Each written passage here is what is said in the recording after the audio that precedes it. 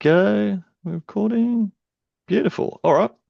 Morning, afternoon, evening, everybody, wherever you might be, in different places around. So today, awesome webinar today. We have got Mark Helton from Hot Prospect here this morning. How are you, Mark? I'm fabulous. I know. As we would say in Las Vegas, we're fabulous. Fabulous. Fabulous, darling, isn't it? That's probably another English saying that you wouldn't get either, mate, like the other one I just gave you before. But Nope. Nope. mate, so we're going to talk about today. Cracking the code on Facebook leads and calling secrets that convert. All right. So I think this is pretty cool, mate. For those of you or those people that don't know Mark and don't know Hot Prospector, you should. Basically, Mark has a very cool um, a phone product or a calling product, I should say. We met a little while ago in Philippines at the event over there by JC, which was awesome. Had a good chat about different things. And that's why Mark's here today, just to talk about some of the problems in the industry with it's not always the problem's not always getting leads. It's in the follow up and getting hold of the lead. Like you can get leads, you can get numbers, you can get hold of details for people, but getting hold of them and following up with them. And Mark, you put it brilliantly in a Facebook post just I think a week ago, roughly, something like that actually. So it's somewhere in between anyway. And it kind of outlined the pain that I think every agency owner has ever had, where you talked about you've just signed a new client, you've got them on a nice retainer, you set up all your ads, you deliver leads to hmm them, you have in your check-in call at the end of the month, say, hey, how's it going?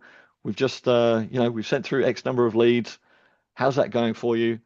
And they go, yeah, not that great. Didn't really make any sales, couldn't really get hold of any of them. So you kind of try to figure out what the problems are with them.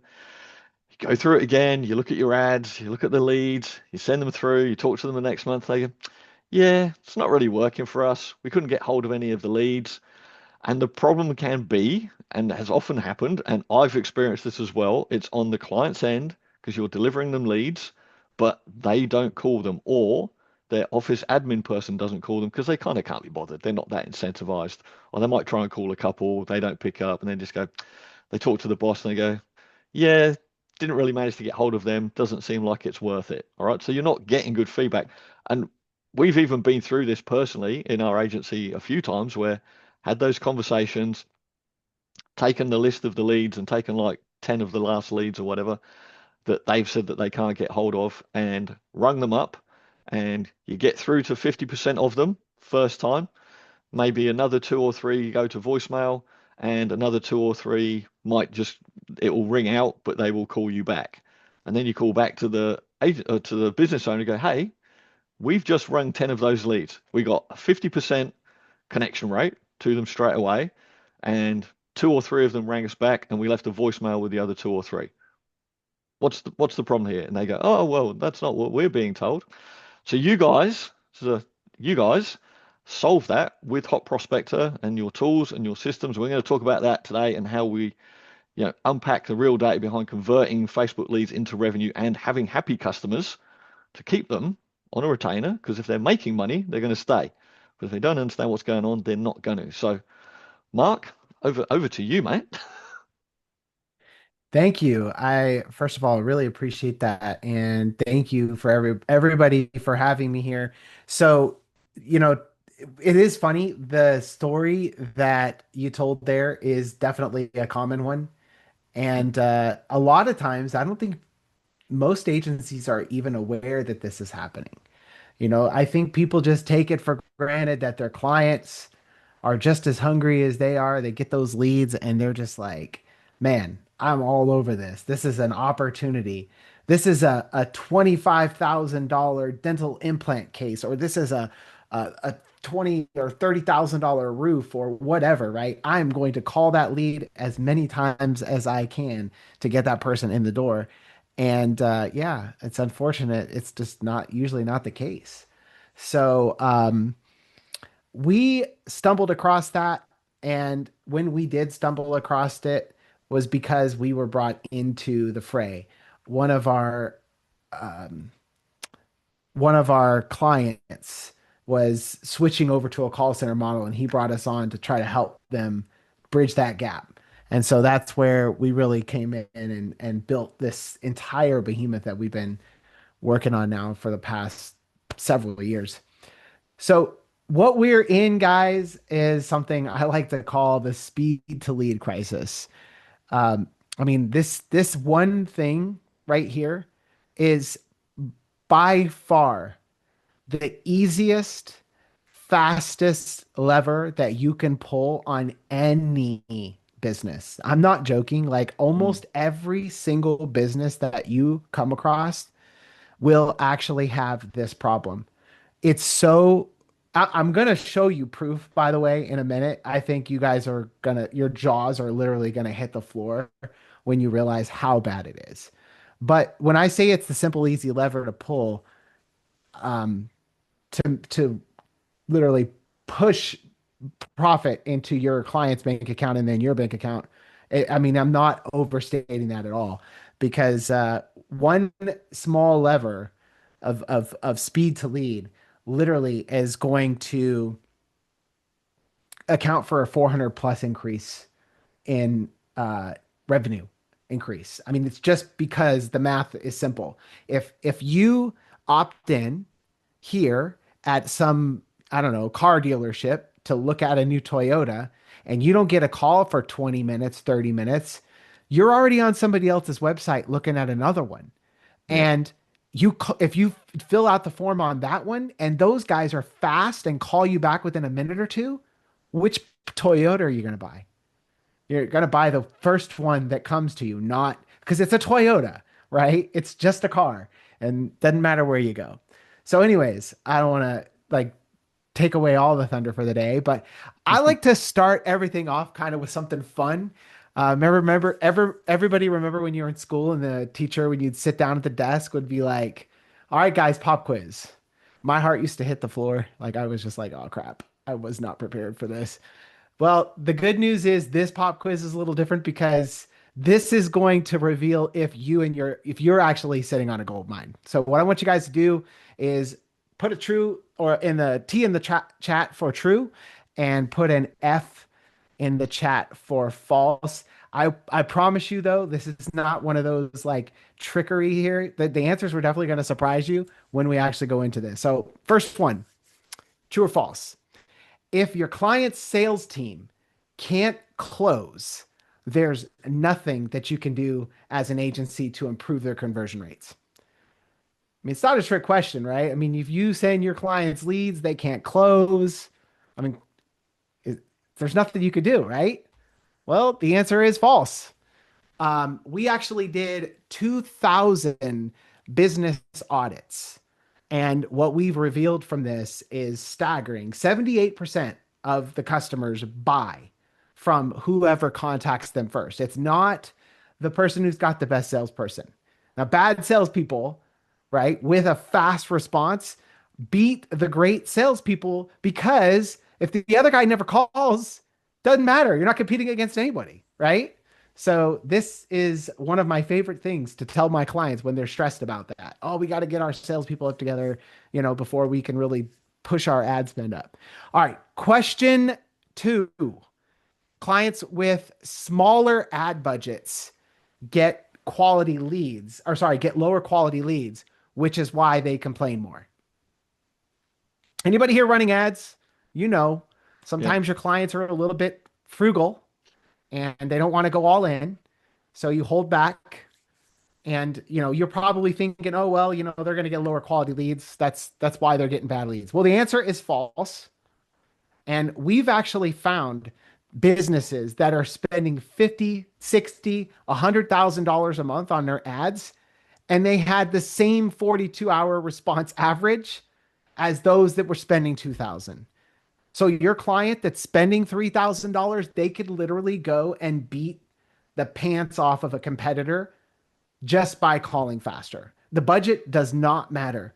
The phone, if it's fast on the draw, like Billy the Kid, man, it does not matter. It does not matter. You can actually beat anybody. That's what I love about Facebook. It really levels the playing field, right?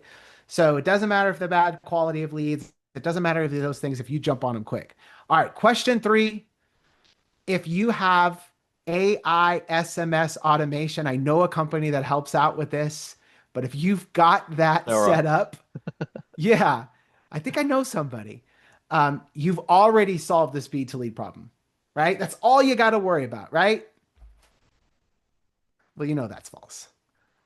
It's not MIT everything. research shows that automated texts get 7% engagements, while a human call within 5 minutes gets a 78% contact rate.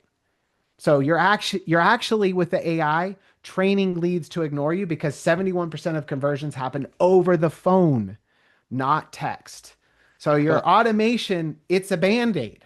What's that? You got something to say there, Gary? I want to throw in a tip here for people because I 100% agree with you, but there's also a really cool little strategy that we do to make this better.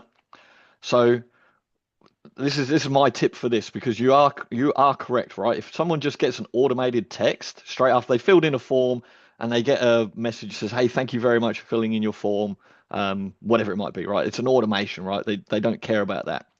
So here's what we like to do, and this is a little nugget for anyone who's here today or watching this, right? Is send that automated text almost immediately, right? So they filled in their form, send a message almost immediately that is designed to look like an automation that says, "Thank you very much for your inquiry.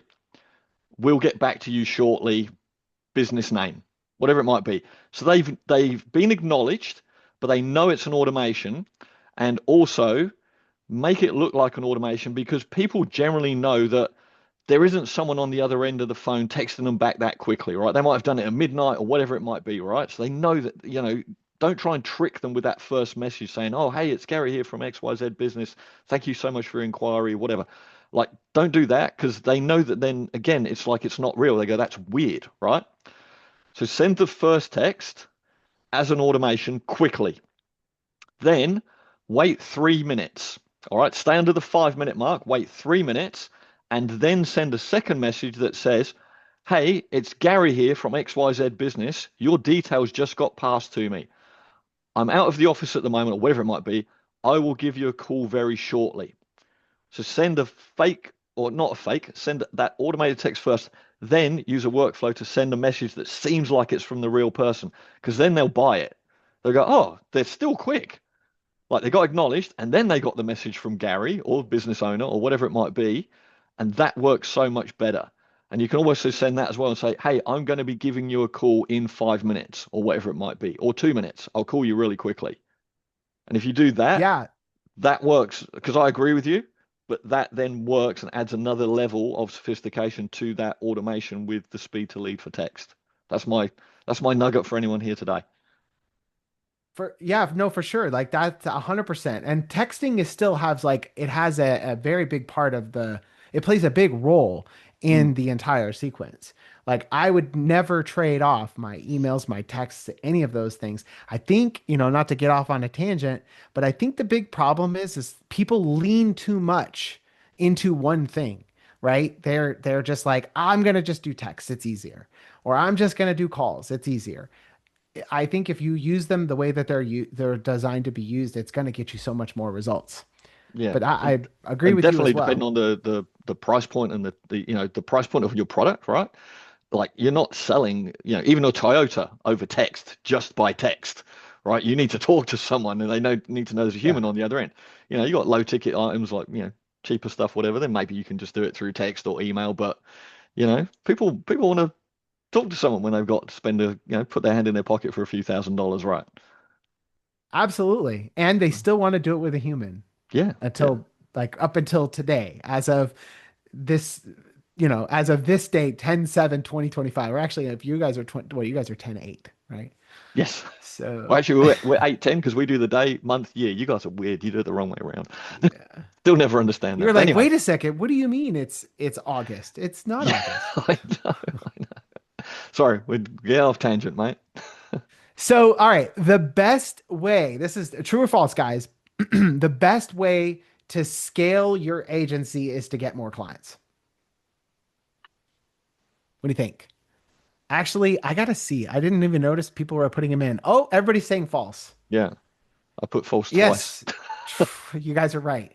Agencies that implement speed to lead systems like Gary said, actually keep their clients 3 times longer, and you can increase retainer by 67%. You can have a client paying you $5,000 monthly retainers for multiple years versus somebody who you're just running ads for $1,000. And the benefit of doing this sort of thing for them, because they don't actually know how to do it well, you're going to never have to worry about some other agency coming behind you and saying, "Hey, I'll drop the price by $250." They're going to be like, "Are you calling my leads and booking them?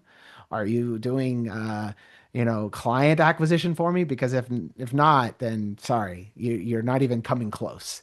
Because really what matters to a client is not how cheap your retainer is. It really boils down to how much money are you putting in their bank at the end of the day. Like, I don't care. Spend as much money as you can on ads for me. I don't care what you charge me on our retainer, as long as at the end of the day, I'm getting 4, 5, 10 times my investment back in my Mm. pocket. I don't know about you, Gary. I mean, you similar when it comes to that? Yeah, yeah, for sure. Absolutely, mate. Yeah, take my money, please. Yeah. Just give me a bunch more. Exactly. Time and money. That's what people are buying all the time. Time, money, and ease. All right. Well, Yes. make it easy for them. Those Yes. three things, that's all anybody pays for. That's it. You just got to figure out those Yep. three things, basically. True or false? You're too busy with current clients to add appointment setting or speed to lead services. This one here, I don't know. Is anybody going to get this one right? Everybody's saying false. I think you guys just figured a pattern out here. It's actually true if you want to stay suck. If you want to stay in the same place, it is true. But here's the twist: agencies implementing systematic speed to lead are going to spend 40% less time on client management because the clients are not calling you to complain. You're not trying to solve their problems. You've done it, you fixed it. Now all they have to do is something they know how to do. What is that? Show up at an appointment, you know, present their service. If they're a roofer, maybe go out to, the house and do the inspection, whatever those things are. This is what these clients are really good at. I'll tell you, as soon as you start to realize that your clients are not telemarketers, they're not appointment setters, they are not good at sales, they're not good at marketing, they're not good at business operations. All they do usually is that one thing well, and then they open the business and they're just trying to figure it out. If you figure that out right away and then say, you know what, let me support them in all these things because I'm actually a decent marketer. I'm actually not too bad at sales. I can do those things and support them as long as they're willing to, you know, invest. Then at the end of the day, when you do those sort of things, it's going to make your life just so much easier because the problem isn't the leads. It's not their budget. It's not their sales team. It's the one thing that is so easy, like I said in the very beginning of this, to solve, and that's the speed to lead issue. Okay. So again, not going to go into like a long drawn out story of who I am and stuff, but who am I? Why should you even listen to me? Uh, I actually went pro in cold calling. Not many people can say this. Like, I started at a company first day on the floor. Like, actually, I'll go back just like 2 weeks. We go into the training room. I never sold anything ever in my entire life. I was a short order cook, but this company was offering a big fat monthly salary and this thing called commission, which I'd never heard of. But we had to make it through what they called Hell Week in training. I Hmm. went through that. They gave me my script. The very first day it was like that thick, and they were like, "Memorize this tonight, or you're fired tomorrow." And I was like, what did I get myself into?" I made it through the training. I ended up getting on the floor. Years go by. I'm now like invincible on the phone. And I really blame all of that on them. The fact that I own a company, in doing as well as I'm doing in sales is because I got lucky early on and went to work for a company that really treated us well in training department, taught us the greatest of the great stuff. I've made not just myself, but influencing others tens of millions of dollars in phone calls from B2B to B2C, you name it. I've done it all: ringless voicemails, texting, you got it. I mean, if you've gotten one of those calls, it's probably from somebody I trained. Running a company now, Hot Prospector, we're a software company. that is really dialing in, no pun intending, like the strategy around uh, cadencing, around the right touches that it actually takes in order to get somebody to convert. There is really a secret to it. It's not just like, hey, pick up the phone and call. And we're going to get into some of those details today, which I think is going to make you guys, your minds just going to be like, wow, it's really a lot easier than I thought. And all of these strategies, guys, that I'm going to be talking about today, it's just not some, you know, theory. Like I just didn't read a book about it. I actually do it. So, what is it that started this whole thing? Actually, I like I led off in the very beginning. I started working with this agency. I've worked with agencies now since 2010. I started my own agency after being in the mortgage business, and we had the rug pull here in 2008, where the market popped, and I Mm. couldn't get a mortgage approved. So, be being in business to business earlier on, I pivoted into the agency space, selling Facebook ads and, or sorry, Facebook and Google and, reputation marketing, you name it. And I got excited about it because it was super, super easy to help businesses back then. But the one thing that I was finding as a common thread is that we would send these guys leads and we would find out really quickly that they had no idea what to do with them. It wasn't just that they didn't call them. It wasn't just that the people in the office that were supposed to call them weren't calling them. They got, even if they did call them, had no idea what to say. If somebody gave an objection, they didn't have a fair rebuttal. They didn't know how to convince them. And I'm going to show you guys, literally, it's still happening. But these things are what got me really excited. I got tired of the blames and, got figuring, you know what, let's go ahead and do a solution. Let's figure something out that's going to make this problem go away. So, in order to really understand the problem, I launched a massive secret shopper campaign. I put my money where my mouth is. I went out and I audited over 2,000 businesses. And we've done this now over the past 4 months.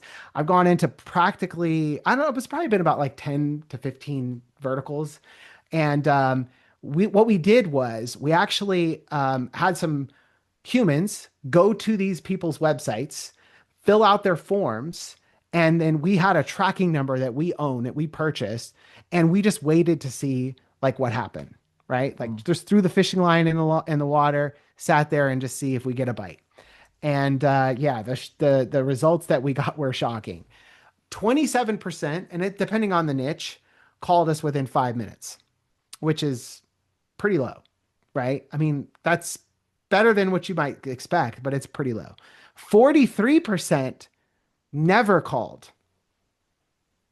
Like, now I want to put this into perspective, okay? You're paying Google, not Facebook here. We're not even talking about, social marketing, social media marketing, which is, a lot less. Google, pay per click, search intent leads, somebody who's like looking on Google for a roof. I need a new roof, or I want to get, my teeth fixed or whatever, right? They're going in because they're looking to buy. They are Mm. searching to buy right now, right? They're not somebody who got an ad placed in front of them like on TV. This is a real buyer. And the person who got the lead didn't call them back. That's almost half of them just don't even get a call, period. And I think I heard this stat before and it didn't really ring true to me until I actually saw it with my own eyes. 42 hours to the first call. That's insane. Average response times completely horrible. Now, a lot of the things that you're also going to notice is that most of the businesses, they don't even try to call back after one or two times. Like they literally just quit. Now, there are some that went crazy. We'll go into that as well in just a moment, but we're talking dental offices, right? Waiting 7 days to call somebody who might be in serious pain. Wow. We're talking HVAC companies, 4 days, only one call. They don't even care, right? Like, I guess they're just multi millionaires. They could just burn money. Roofers never called. 30 days. I'm tracking their number and have not gotten one call. Or how about this? One business They waited 2 weeks, never called, and then called us 170 times.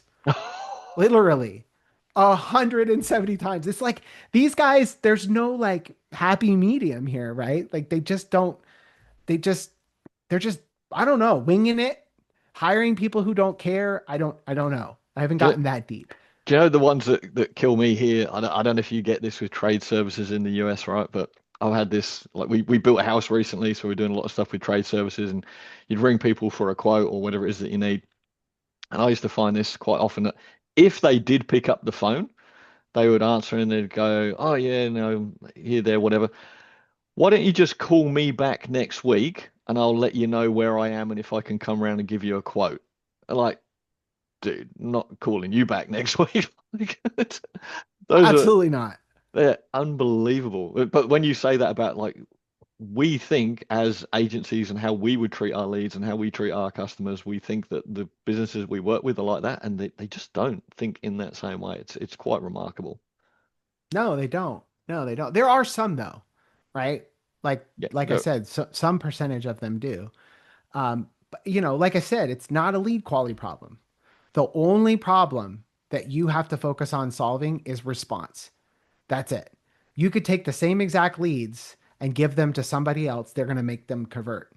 mm. And I can say it with full confidence because that's what we do. Now, I want to show you guys this little tool here because, like I said, I don't want you to just say, "Oh, Mark, he's just making this stuff up." No, this is like now this tool that you're looking at is a tool that we've been working on for the past 5 months now, since June. What is that? It's five? Yeah, 5 months. Yeah, pretty much. Four, Four almost months. five. All fun. Anyways, we've been building on this since June. We do plan to release it to the masses here very, very soon.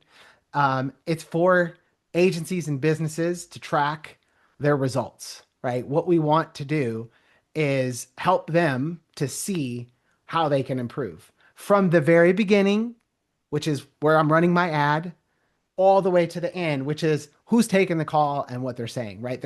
All this stuff that's happening in between that they don't know. It's like they got blind spots everywhere. Mm. So if you look at this, right, there's actually more real time. This is only going 90 days, but for uh, the 47% response or 57% response here, 875 people out of 1,535 responded. 660 of them didn't even reply. So if I click on this, we're now looking at the actual responders, and you can see, we sort it here, but look at this first one that pops up. Comfort Dental, 2 hours and 30 minutes. We filled out the form on October 7th, and it took them 2 hours and 30 minutes. Now, it's not like we filled out the form like at some crazy time. It's not like it was lunchtime. Mm. It's 2 o'clock in the afternoon. Rise and shine? No. Like I'm should be able to handle this, but they didn't. Now they've tried, a couple of times, which is better than what I see most people have. But this is just to give you kind of an idea here. By the way, somebody might be smart to pick up the phone and call these guys and tell them this, right? Like those of you that are watching this video. So now, as Giving away you leads as look at, well, mate. yeah, I'm giving away free money, guys. You guys, for those of you that are there, just take a screenshot and call these guys. So just to give you an idea, right? So we take a picture of their ad and then we grade them on their ads, which by the way, this is not the worst part of their problem, but it's definitely a problem. They mess up in all areas, right? There's all kinds of places where these businesses can use your help, right? They're struggling with their ads. They're So struggling with can I just clarify, Mark? Is this a uh, is this the summary of the audit that you did, or this is going to be a tool yes, that people can use to audit companies to look at for a lead? we'll be Uh, providing audits down the road, okay, right? Just so like people like agencies can get access or even businesses can get access. The plan, we haven't launched it yet, but the goal is when we do, they'll have the ability to buy their competitors and and analyze their competitors and all kinds of okay. cool stuff. Here we're looking at their landing page. We're looking at their contact form. As I said, we fill out their contact form with a lead and phone number that we own, and then we wait for them to call. So as you could see, they got an F because it took them almost 3 hours. And by the way, I'm being generous, and you failed. Like if you don't call a business within a couple hours, they're gone. They're gone. Mm. You're not going to get them. Especially, they luckily called them before the end of the day, but most people wouldn't. So that is the audit from the A to Z. But now check this out. There's even more data because if you're like me, you love data, right? So we just started rolling these out as well as part of it. So this is a car dealership, right? Car dealers, these are guys who have the best salespeople in the world, right? If you go and talk to them, they really have like huge egos. So they really believe that they're, the best salespeople. We show them how they stack up against others, but I want to show you down here at the bottom of this report. This is their call itself. So we actually take their call and we give them a couple of objections, right? We see how they open. We throw a couple of objections at them and see how they respond to those. So the opening hook, which is not really a hook, we got a request from you a little while ago. I wanted to see if you're in the market for a vehicle. I mean, that's pretty weak. How about something like, "Hi, Robert. I'm calling about the vehicle inquiry you submitted online. I saw you're interested in exploring Hyundai options and wanted to find you the perfect match for your needs." Like something professional, something that's going to be value driven, not, "Hey, you still want a car?" Um, and then when they want to, we throw an objection at them. "What's your pricing right now?" You would think these guys would know how to handle a pricing objection. That's like normal, right? That happens like every single call. This guy says, "Yeah, I mean, we got plenty of vehicles starting in the low 20s, depending on what kind of vehicle you're looking at. They go all the way up to, 70,000." Well, duh. I think most people know that, right? It's How a big about range how too. about something? Yeah, it's a huge range. Well, he's just trying to let them know, I guess, that their question's stupid, right? Yeah. A good salesperson's going to say, "You know what? That's a great question. I'm so glad you asked that. Before we discuss pricing, I'm just curious, what kind of features are important to you? Are you looking for something, for the family, or is it something, for sport? Like, what are you trying to do?" That's going to help me decide, right? These guys, they're just completely out of left field. They don't even know.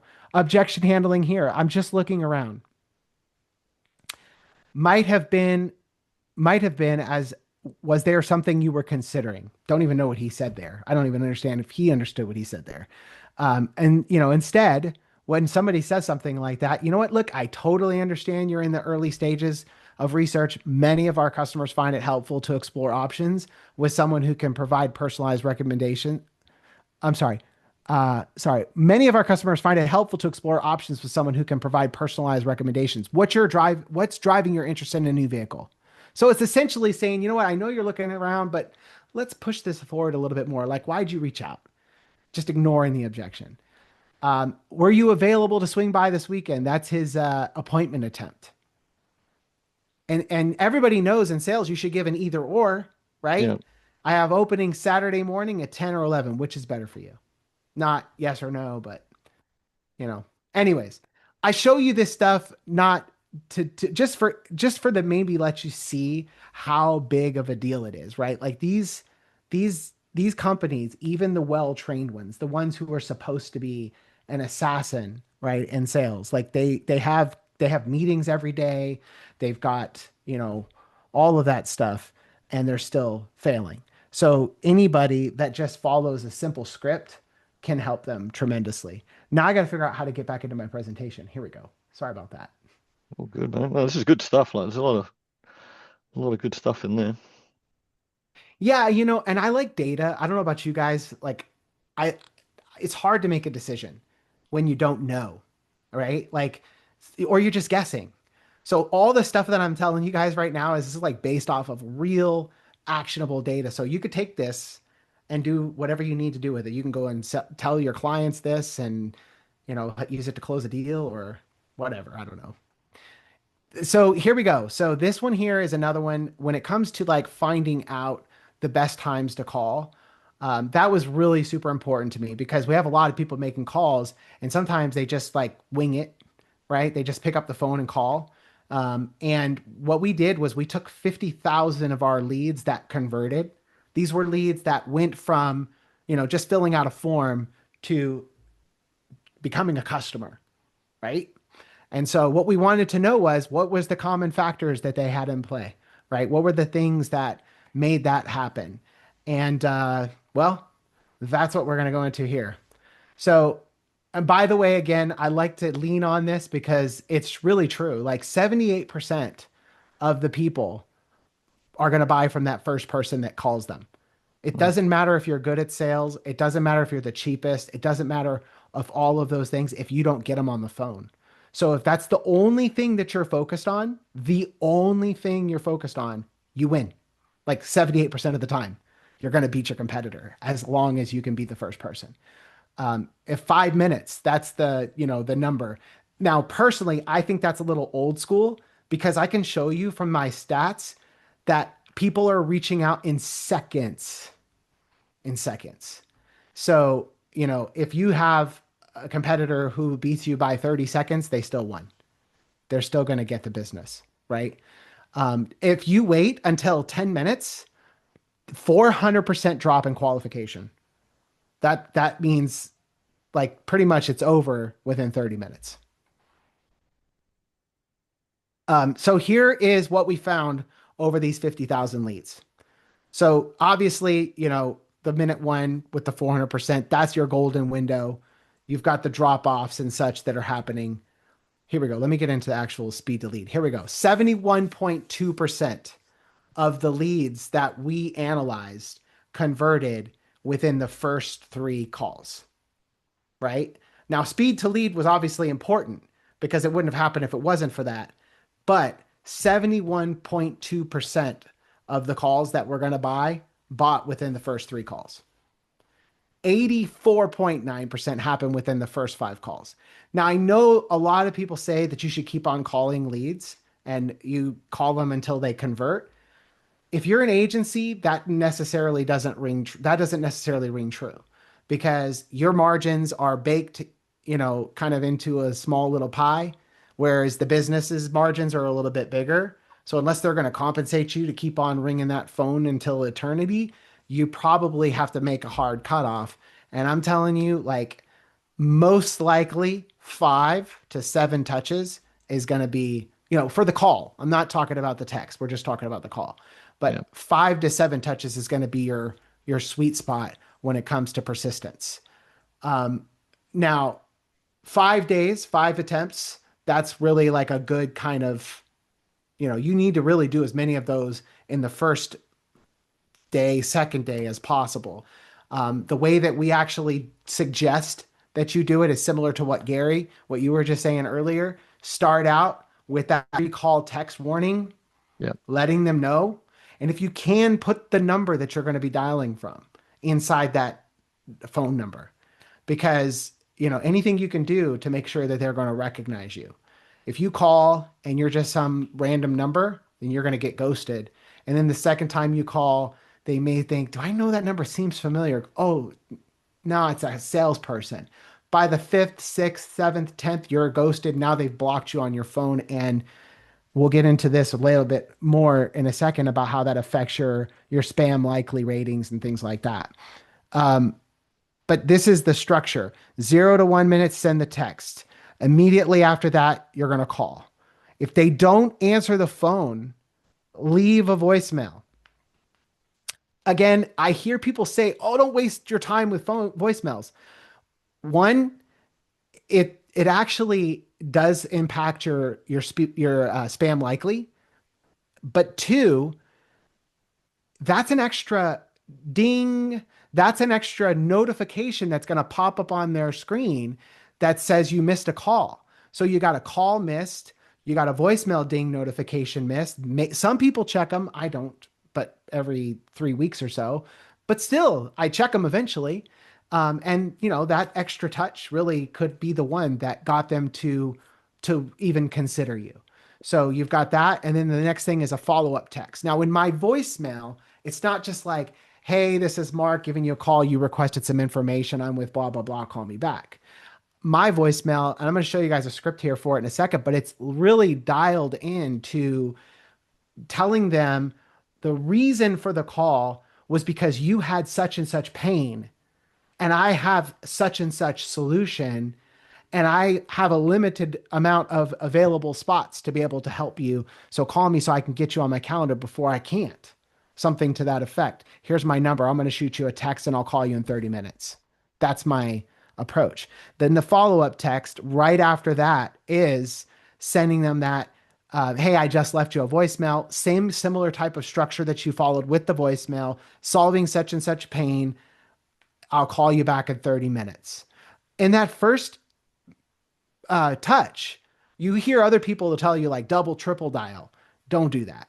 Instead of double, triple dialing, use all of the tools in your arsenal in such a way that lets them know exactly what your plan is. So that way, the average person is going to look at that and go, that's that thing I just thought, oh, I missed that. I was interested. And Can I, sometimes they'll call you back. can I just Sorry, go ask you on ahead. that? When you say double, triple dial, what do you mean by that? Yeah, some people call it bully dial. Some people call it double dials. I mean, there's all sorts of names for it. But basically, what they do is they ring, let Hmm. it ring three, four times, hang up, and then do it again. And sometimes there'll be some people who teach to hang up and do it again. So that strategy, number one, it's super annoying, right?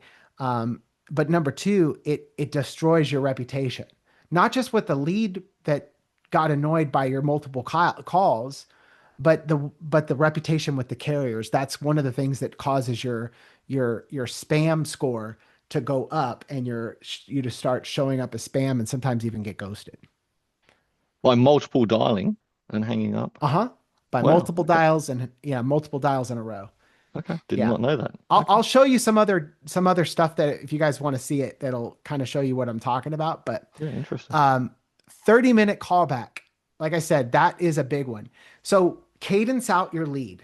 If you don't get an answer, you leave a voicemail, you sent the text, tell them you're going to call them back in 30 minutes. You should call them back in 30 minutes. So if you don't have a tool that does this, you should, but basically schedule a task, call them back in 30 minutes. You'll be surprised. They'll answer. That is where the majority of your answers are going to happen. They're going to happen within those first 2 hours. Past the 2 hours, you can still get them, but it starts to go lower and lower over time. So I don't know why people would want to wait. You got to strike while the iron is hot. So give you a text that I like, something really simple and sweet. Hey, first name. This is first name from company about to call regarding X phone handy, just like, Gary said. Very, very simple. This is going to create that expectation. This is going to let them know that the person who's calling is somebody they should be taking a call from. Maybe eventually they'll have to whitelist text, but they don't have to now. A voicemail that works, I gave you that already. Just calling about that specific thing that you wanted, left you a text with the details. I'll be calling you back in 30 minutes. Keep it short and sweet.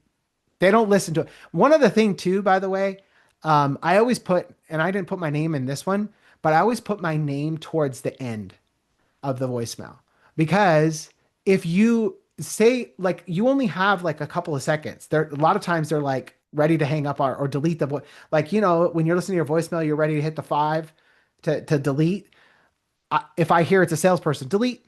So you got to make sure that just like on an email, you look at that subject line, right, to decide whether or not you want to open the email.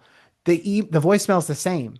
Those first five words are going to decide whether you're going to listen to the rest, right? Yeah, I never even listen to my voicemail ever. If you leave me a voicemail, it's never getting replied to. I don't even, Right. But I some never people answer my have phone. text.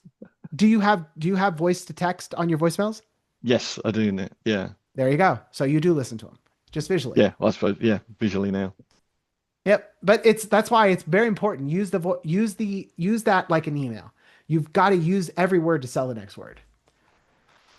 Follow up text. Same thing. Like I said, I just left you a voicemail about such and such benefit. Have you have the info you requested ready? Calling back at such and such. Reply stop if you prefer. I don't. I like giving people an out, by the way. I'm not going to bother calling you because if that person really just changed their mind, there's no point in me calling them 5, 10 times to ruin my reputation on the phone carrier. But on top of that, I'm also just wasting time calling somebody who's not ever going to buy. I want to talk to the person who wants to have a conversation. Mm.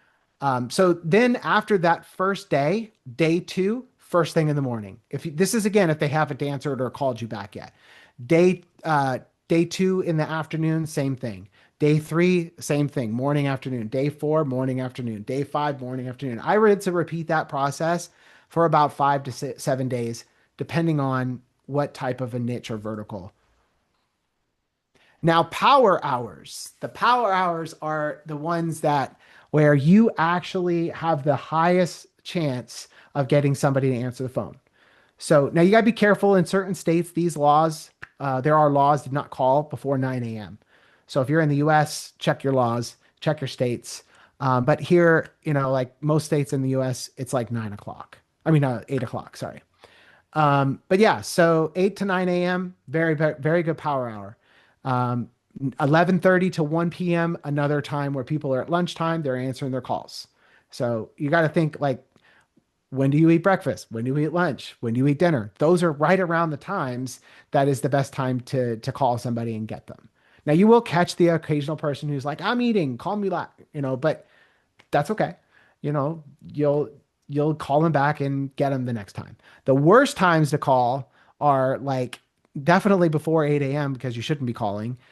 Anytime after lunchtime until 3 o'clock, people stop answering the phone. And then after 6:30, it really starts to fall off. I mean, like if you're calling past 7 o'clock, especially, in houses where they have children, right? They're like, I'm getting the kids ready for bed right now. Kids are going to school. What are you doing? It's late, you know?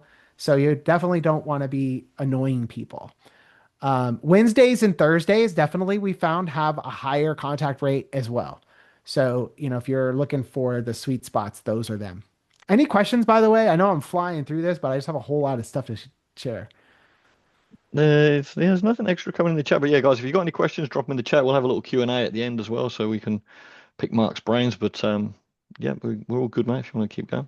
The text that converts left your voicemail. Actually, I think I already. Yeah, this is another kind of cool text. Again, just making sure that you are building some scarcity. You're trying to hook them. All right, now let's talk about aged leads. So everybody knows this situation. If you've ever been online and saw an ad before, which is pretty much everybody, right? I'm very easy to sell, so I go through this all the time. But when I see somebody's ad, I opt in. What happens after you do that? Facebook shows you another one. They're like, you're interested in this. You might probably interested in that too, right? And the next thing you know, you've got three or four. And if you're like me, you buy everything. I'm opting into everything. So now I've got five people blowing up my cell phone to sell me the same kind of thing that I saw once. And now I've got five people who are selling it. So what ends up happening is I just say, you know what? I'm not going to deal with this right now. I'm just going to stop answering my phone for a couple weeks until this cools down because I can't handle it. I don't even know who to talk to anymore. And so that is what ends up happening. And marketers, I'm telling you, like this is a gold mine here. Those leads fall off in 5 days, not because they're not interested. It's because they started getting destroyed with calls and texts. So what you do is you wait 3.25 weeks and you pick up the phone and call. And Mm. now it's like if you threw the big old stone in the water and the ripples, like now it's all calm. You're the first guy to pick up the phone and call them in 3 weeks. And those people, which is a big chunk of them that stopped answering, now they answer. I literally built my entire mortgage business off of this. Like I bought age leads when everybody else was buying the golden leads, paying $60 a lead. I was paying, pennies.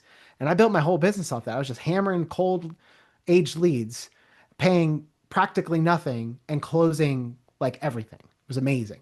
So what we found is this, those leads, 6 calls, 70% are going to 69.8% is the conversion numbers. But again, it stops at 10. 87.6% of those leads converted by the 10th. So persistence does pay off on age leads, is what I'm showing you here, right? It takes up until 10 calls for you to convert the majority of those leads. So fresh leads convert fast, age leads convert a little bit slower, but persist and the point of this is persistence pays off. Once you get to 10, just stop. Like I, you're just I wasting like time. this too, Mark, because I very much fit in that a lot of the time where I'm looking for something and I'll do exactly what you're saying. Like I'll fill in one Facebook ad and I look at it as like instant market research. It's like I do a couple and then I know rather than me looking for them, I'm going to find the businesses, or sorry, Facebook's going to find the businesses that are trying to sell that product and then I'll fill in a few. And I actually really like this approach too, because like for more expensive things or whatever it might be, I'll do that, I'll fill it in, and then I'll sit back in part because of what you're saying, because I start getting messages from a bunch of them. But I also like to kind of sit back and go, all right, who's the company that wants my business more?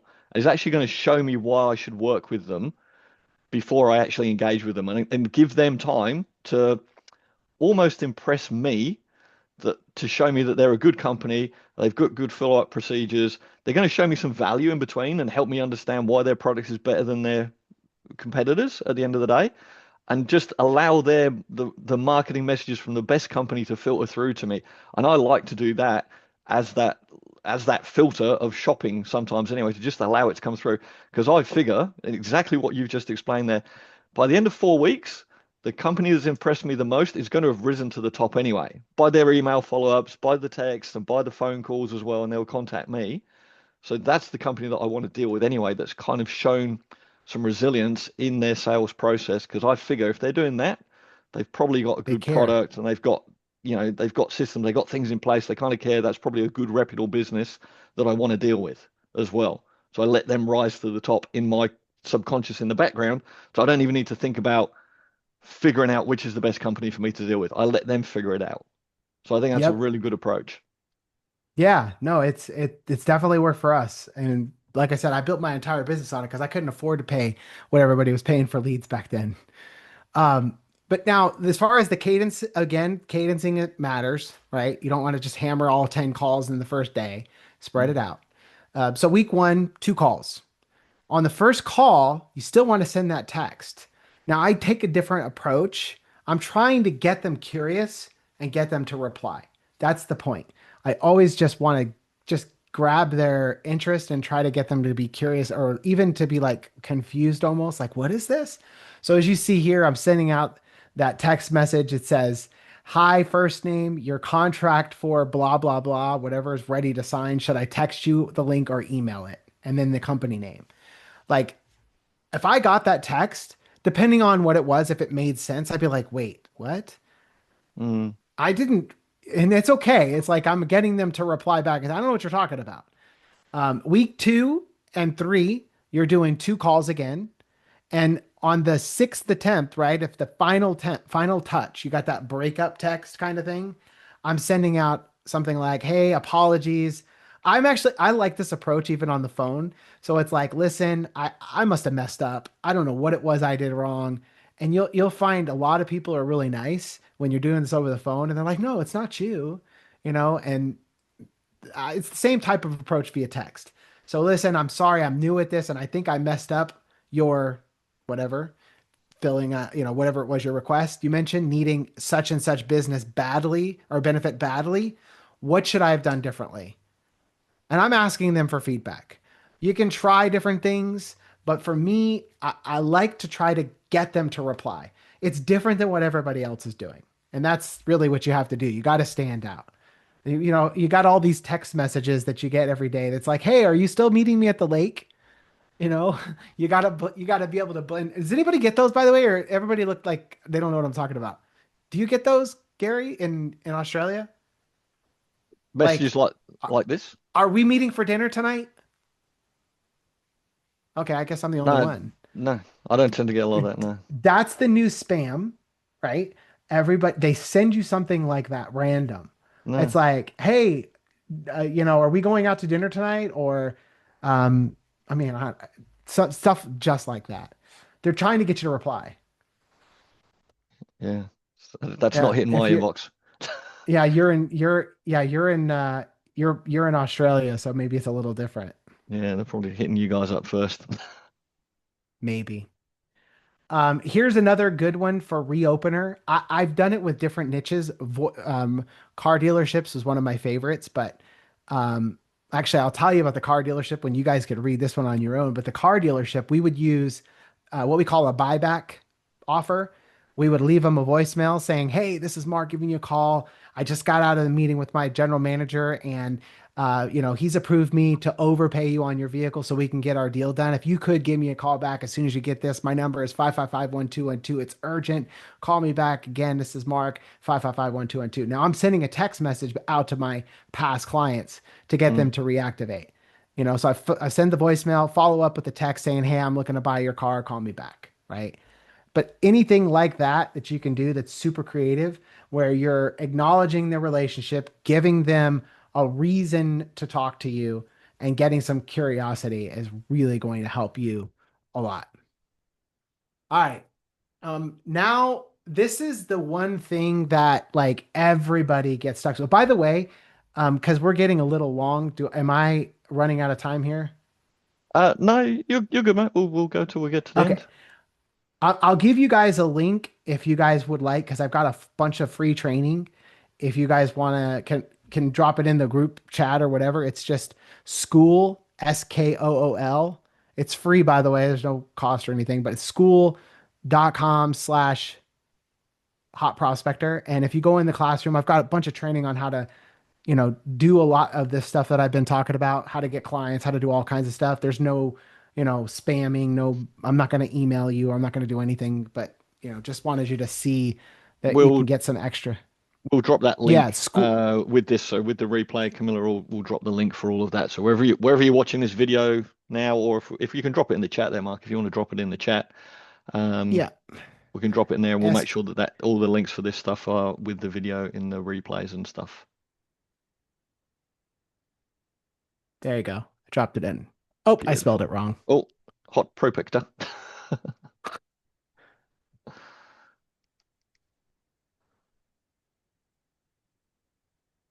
There we go. Take two. All right. Beautiful. Thanks By for the that. way, one of the big things that I'm going to tell you guys, which I think you will really need to use if you're doing any of the reactivation stuff, I have a contract that's in there. I spent $5,000. This is the best contract that I ever, this is the best investment I've ever made, honestly, I would say. One of the best investments, but it's a $5,000 contract that literally has kept me out of lots of situations, we'll just say, where customers might have had the wrong kind of leads or what have you. And you don't want to be sitting on a pile of TNT if a lawyer tries knocking on the door. When you're working with car dealerships, that happens a lot. People try to come sue you because the person who you were working for had bad leads, and you weren't supposed to text them and you did. And anyways, that contract, I'm not guarantee is gonna you should run it by your lawyer, but it's been pretty awesome for me. Okay, so how do you keep yourself from staying out of the spam jail, right? I mean, because all the stuff that I just told you about making calls and sending texts and all that stuff, it's not going to work if you can't get people to answer your phone, right? If everything you do is just going nowhere. So these tricks that I'm going to be talking about right now is going to help you fix that. Okay. So the first thing, I've kind of given you some hints along the way of things that cause this, but a lot of people don't realize this, that most of the problems that you have when it comes to showing up as spam likely is because your behavior on the dialing. So if you call and hang up, carriers look at those short duration calls under like really under 15 seconds as like somebody who's potentially using an auto dialer, right? It's not typical for a usual person to pick up the phone and call and hang up. I mean, if you're calling a friend, a lot of times you'll leave a voicemail, right? But you're not going to just hang up. And if somebody wants to get your call, they're going to answer the call. Not every call, but the typical phone calls pattern is not 99% no answer, right? If you have 99% no answer, that means that most likely everybody that you're calling doesn't know who you are and is not interested in talking to you. And it's just like the longer you call, the more you call, the lower your score gets, the lower your score gets until finally it's crickets. So it's Mm. literally like you're fighting against yourself. Um, there's some things that you can do in order to fix that. The first thing is making sure that you do all of the basic registration, stir shaking. There's some free caller there's free caller registry, there's First Orion, there's Haya, all of these companies that are kind of like the spam, um, like kind of like the spam companies, the spamless companies that tell Google, hey, this guy's a spammer. They basically do the same thing with the carriers.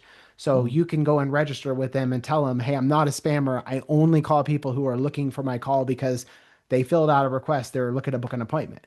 You tell them who you are, how many calls you're making. Next, that they're going to make sure that the carriers know it's okay. Let these guys through. Another thing that you can definitely do is to get your caller ID on the phone. But the problem is, I'm actually going to show you guys something.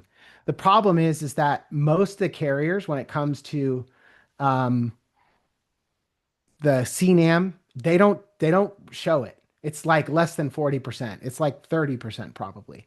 They don't show the caller ID 99 or a big part of the time that you call. So what you want to do instead is something like First Orion, which we pay for ourselves here at Hot Prospector. It helps us a lot.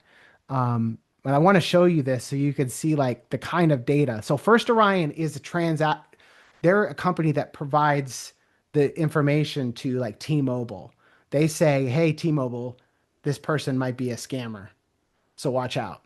So so because like of that, they have this trusted relationship. And if you pay them, they're going to make sure that T-Mobile knows you're all good. But I want to show you the impact that something like this has. So these are like my actual calls here at our business. We have out of 1,473 calls this month, you can see we have a 40% answer rate. Now, most people can't get those kind of answers. But Mm. because if you do everything right, then when somebody gets a call from you, they're like, "Oh, I want to talk to this person." Right? Good marketing, good branding, good all of those things is going to equal a higher answer rate. And a higher answer rate means a higher close rate. But the other thing I really wanted to show you on this is that like all this stuff, decline rate, talk rate, engagement rate, to me, being a software guy, Gary, you're a software guy, you would think the only way they have access to this data is if they're connected somehow API wise to the carriers, right? Yeah. Somehow, some way, I'm not exactly sure how it works, but First Orion has all that data, right? They know this stuff. So you're not tricking anybody when try to do your double triple dials, when you try to have 10 different numbers that you're not tricking anybody. They know. So the best thing that you should do is fix the behaviors. Call at the right time, call super fast, and all of this other stuff is just going to fix itself. Now you could do some other things like, showing a local number wherever you're dialing. Keep in mind if you're in, like here in the US, people move. I might live in California and then move to New York. And if you're calling me, showing me a California area code, I already know you're a spammer because I live in New York now. So make sure if you're using a local presence, you're using a service where they actually have the ability to go by the address like Hot Prospector does. They look at the address, not the just the phone area code. Oh, so you will call with the right area code based on the address of that person. So it's a local number and they think Correct. it's interesting. Is that a Yeah. big thing in the US and people really they don't like it when they're being called from another state? Like that really is a big influencing factor, or it's just one of those it's just one of those factors that just you It's want to one of notch those into. Yeah. factors. It's one of those factors. And that's why I say it's not just one thing. When somebody says, "Oh, I'm having low answer rates," I'm like, Yeah. "Well, let's look at everything." I start back at like how fast you're calling your leads. That's the first thing. Do you show your branding? Those kind of things. That's my first thing. 'Cause if you fix those things, all this other stuff gets fixed. Yeah, all this Um, stuff it correlates so well with SMSing because, like, for me, this is really interesting because, like, I don't do calling, like we do SMSing, and obviously we know a lot about that. But all these things are very similar. And what you just showed there as well with like your your response rates, the time on the phone, all those kind of things as well. That's all very similar to SMS. It's like how many people reply to you. And again, that comes down to it all falls back into like email as well. All these things, email, calls, text, they've all got some authority around them. And depending on how you do them and if you do them well, will all affect your reply rates and your engagement rates, and then effectively your sales, because you're getting through to more people if you're doing the things correctly or through best practice, as we like to call it, right? So this is That's pretty it. interesting, mate, to see that calling just correlates in the same kind of way, really. Yeah, that's Yeah, it. I mean, they go together hand in glove. yeah, Like that's yeah, really what it is. It's like, if you don't have, you got to have both. You got to have both. You can't get rid of voice, and you can't get by doing with AI. Not at this point. So again, just to kind of wrap all this stuff up, guys, this is really like, starting at the very beginning. There's no need in defending a client or defending yourself from a client and saying, like our leads are good. Da, da, da. No, just tell them I'll take it over. Say, you know what, give me the leads. I'll take care of it. You can do what you do best. Let us do what we do best. And if you do that, you're going to keep your clients longer. You're going to be able to charge more. You're going to be happier. They're going to be happier. It's actually even on that little story that you're talking about. It's true. Like, yeah. people, that's all they want. That's all they want. So again, my gift to you guys, that $5,000 reactivation contract, it's free. You guys can go get it. It's at school.com/hot prospector. Just join. There's a bunch of training there besides that on how to get clients and how to improve your speed to lead. I go into more detail on the spam likely stuff. And there's a free snapshot for high level for cold calling and just a bunch of stuff. It's definitely worth joining that community. So, anyways, that's all I got. You guys have any questions? Yeah. No, mate, I just signed up for your community while we were doing this just to look in there, mate. And I can see you've got a bunch of really cool training in there and stuff. So definitely you guys should go and sign up for that. And you can once you join there as well. I just noticed when I signed up as well, Mark, you're doing well. You got a little question there. Would you be open to a call with Mark about your call center? So definitely do that. Have a call with Mark, mate. Wealth of knowledge. It's really interesting, mate. It's really interesting for me because there's so much in alignment there with phone calls and texting, as in like they work hand in glove, but also those very similar um, times and to follow up and to speed to lead. Like we always talk about that, like speed to lead is really, really important. So utilizing those hand in glove and letting people know via text that I'm going to call you as well, which you showed there, which is kind of what we tell people as well. All very, very important stuff. Question for Dan here. And guys, if you've got any more questions or if you want to unmute, put your hand up, like ask Mark a question. That would be cool. Dan, I was going to ask how to monetize this and turn it into a business. Suppose it is in the school. Yeah, I mean, if you have high level, which I know probably a lot of people here do, um, this is it's actually something you can do very easily.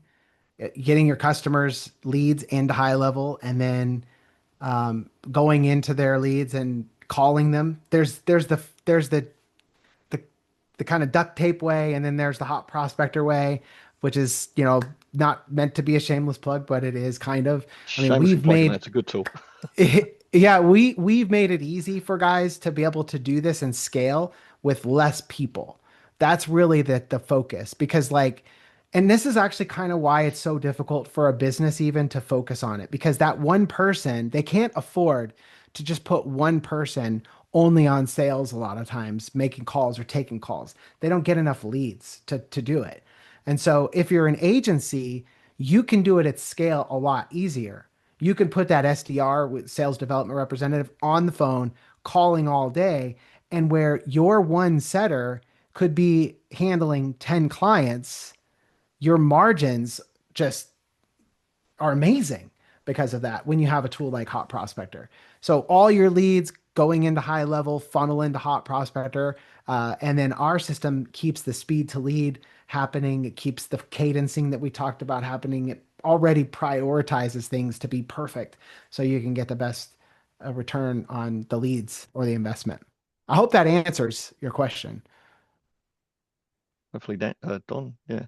Um, hopefully it does answer that for you, Don. I want to ask you, Mark. You touched on this plenty of times as we were talking through there about AI, and you kept kind of mentioning saying AI is not going to do it for you yet.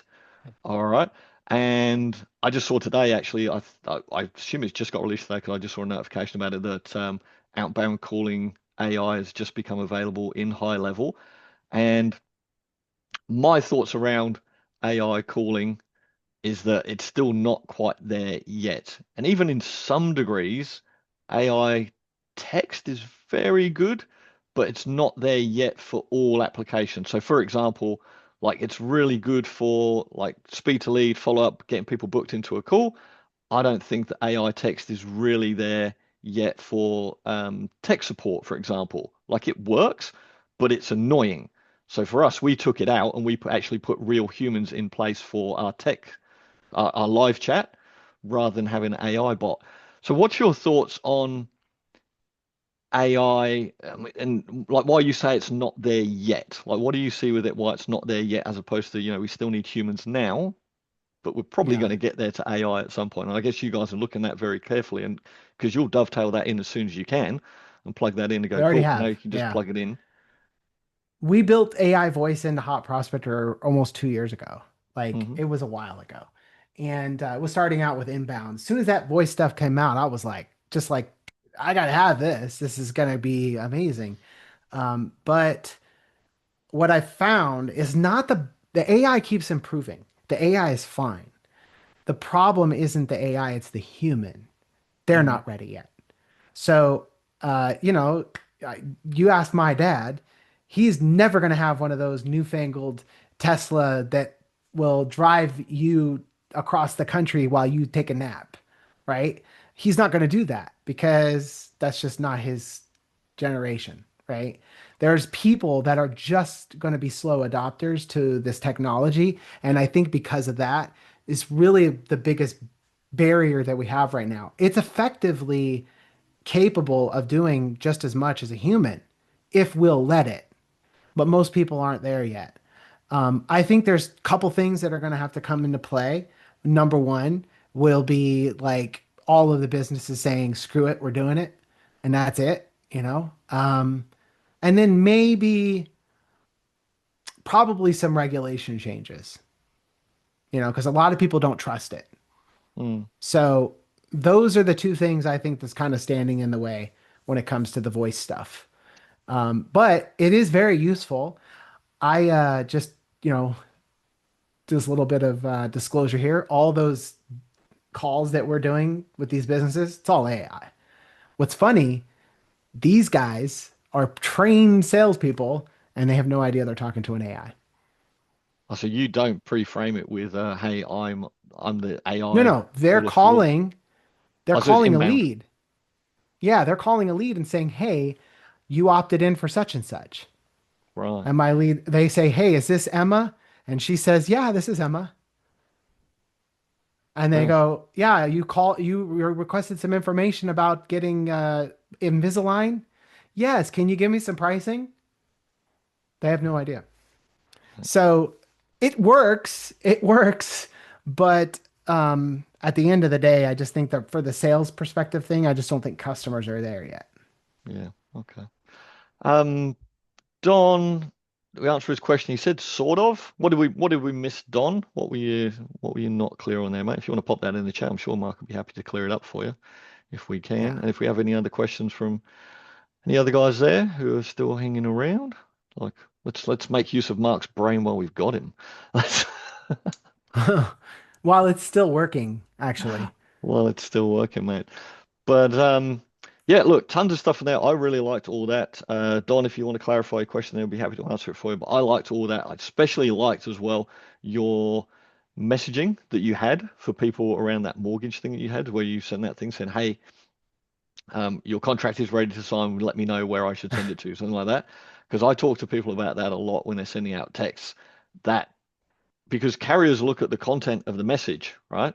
And there's certain industries, real estate, mortgages, finance, particularly that get hammered, right? Because they send out and it's the keywords, and it's content, it's the phrase that they use, stuff like that, that they can just get blocked on immediately. So having some kind of inference that you know that person works really well. And we've shown with this with a lot of clients that using a voicemail drop before and then a follow-up text message helps to land their message in their inbox. So we've got to get, like with phone calls, we want to keep our spam down, right? We want to make sure that our phone calls Mm-hmm. get through and they don't get marked as spam. With our text messages, we want to make sure that our text messages get through and they don't get marked as spam. And effectively, then that burns our number because our numbers can get shut down. So using like a voicemail drop before, and then I can say, "Hey, Mark, I just called you, couldn't reach you. So I've left you a quick voicemail, sending you a quick text message to follow up." And I send that as like part one. And then I send a part two that says, just checking in about XYZ, whatever it might be, or something, because that way I've got inference in that first text message. I've landed that in your inbox because I've inferred that I know who you are. I'm following up to a call. So that means that I've got some kind of relationship with you. And then I'm sending my text message, my second part of my text message after that. And the results that we see people getting through database reactivations that use that little strategy there, voicemail drop, follow-up text, following up about the voicemail I've just sent you, and then here's the why I'm following up with you, works really, really well. So putting all that stuff together is great. Um, sorry, just got a bit of clarity from Don. Don, I just IDF. IDF. I don't know what IDF means, Don. Sorry, mate. Just if someone wanted Just if someone to wanted to start a start a biz. business, where would they start? Where would they start? You know, good question, actually, Don. So first of all, if I were starting, very depends on where I'm starting from in my other business. If I already have an agency with a handful of clients, then I would just offer it to them, right? I mean, you'd be surprised. They're already struggling with it. And so if you like offer to take it off their plate, they're going to be like, sure, take it. Especially if you are a niche specific agency. And I really suggest people do that. Like if you're an agency, work with one specific niche because when you're doing anything like this, now you're the expert. If I only work with chiropractors that do decompression, I only work with dentists that are, dental implants. I only work with, orthodontists that do Invisalign, that kind of thing. It's going to make your knowledge a lot cleaner and make it easier for you to get them the results, whether it be for marketing services or this call center stuff. And, by the way, it's not just for that. There's a lot of other people are leaving meat on the bone when it comes to actually taking the calls instead of just making the calls. Because a lot of these businesses are missing calls after hours, they're missing calls during hours. Like a lot of medical offices, they take off, like they literally close their doors for lunch. Like they literally, only work sometimes 3 or 4 days a week. And if you call, you're just going to get their voicemail. And a lot of people hang up on voicemail. Mm. So if that's the case, they're missing business. And so you could not be a receptionist, but be a sales arm to their business. And so that changes what you bill. So as far as pricing is concerned, most of our agencies bolting on to their typical retainer that's like a couple $1,000s for ads or $1,500 for ads will charge an extra 1,500 or so just to make those calls. Now, if you have an agency with a handful of clients, that can double your revenue overnight. Once you do that, you could do the calls yourself if you don't have an appointment setter yet, which I have plenty of clients that do that and I watch them go crazy. Or you could go to Facebook and get yourself an appointment setter. I personally like to hire, depending on where I'm at, usually for appointment setters, I like to hire in like Mexico or Colombia or Pakistan. You could find some really good sales talent. That's the key. It's not, you want to make sure they have sales experience.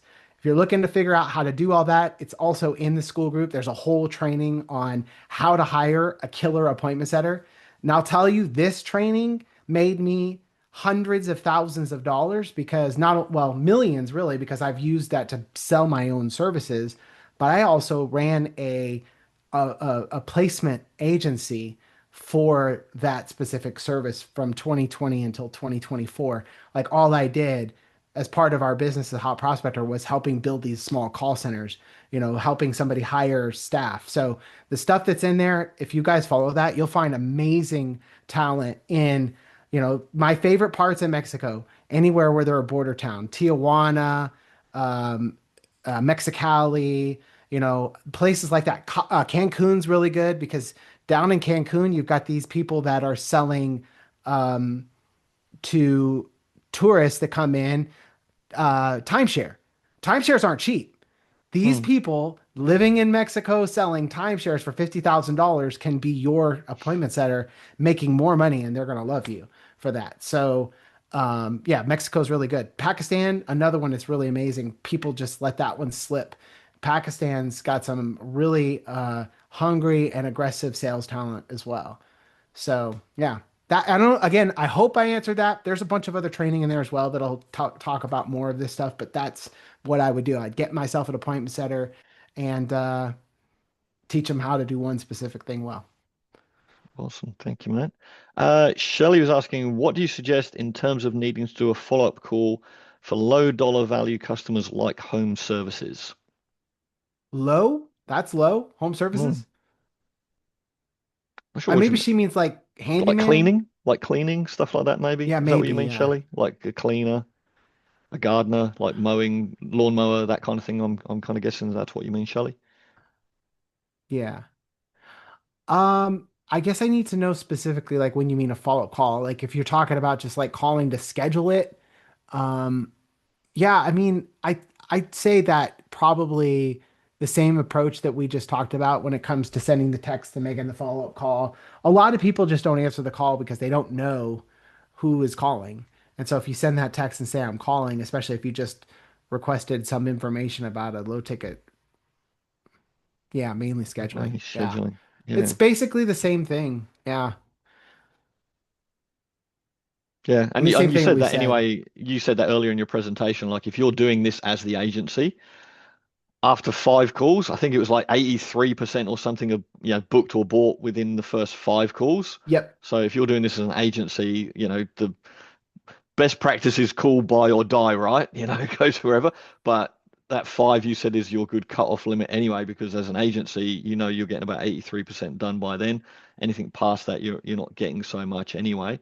So 5 calls I is kind of going to typically be don't tend to go after those niches, nor do any of the agencies that are in our service like system. We have a couple hundred agencies now that are using Hot Prospector to offer this as a service to their clients. They all are in similar stuff. Everything, ranging from med spa to dental implants. I say that a lot. Those are big. Chiro, but only not just like any chiro, because a chiro visit could be like $50. mm. Those aren't your good clients that you want to target. You want to go after businesses that have at least couple $1,000 client value, you So know? I guess what are the good clients for this then, if people were thinking about that then? So talking about dollar prices, you're talking about Yeah. like HVAC, dental implants. Where do you We see people actually, really doing well with this?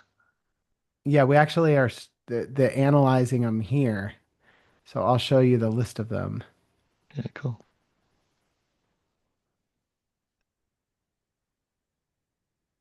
So these are some of the industries. So you've got like roofing, HVAC, plumbing, solar, electrical, landscaping. Pest control could be depending on the pest control, med spa, um, painting, weight loss is a big one, huge. Automotive dealers, window contractors, flooring contractors, cabinet companies, garage storage, closet companies. We met a couple of those. Um, not window tinting. I don't know why we got those. Let's see. Pool companies, water softener, filtration systems. Those things can cost tens of thousands of dollars depending on the house that they're going into. Mm. Um, Landscaping, bathroom and kitchen remodeling, home theater. I mean, there's a ton. Like really, there's so many. Cryotherapy, Botox. Yeah. I mean, Mostly high ticket stuff, and then a few there I see that are maybe a little bit lower ticket, but they've got a higher lifetime value of a client anyway. So you've got to get them in the door once, and then know what the LTV yeah, is of them. yeah. Perfect.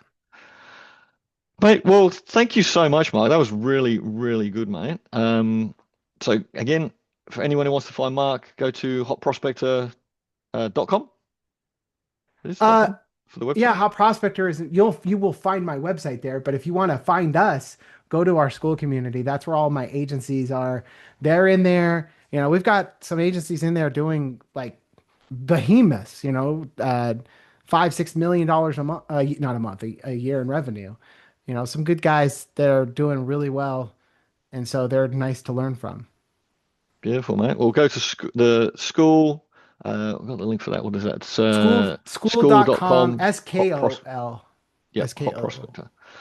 We'll have the link below this video anyway in the replay and stuff. It's in the chat there for you guys that are here right now, but that'll be in the replay. So if you're watching this on the YouTube's the replay, wherever it is later on, or in our community as well, because this will go in our community too, mate. So that'll all be in there. By So the way, that group won't be free forever. So if some people like want to get in before we ever, because we probably will throw at least a price tag on it eventually, because it's like people are joining. Sometimes we have to kick them out, because it's free.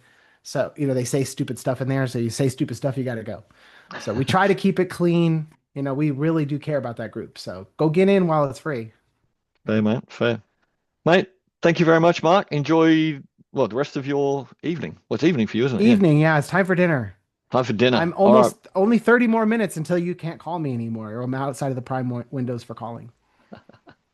All right. Beautiful. Thank you, mate. Thanks so All much. right, Take guys. care. See you guys. Bye.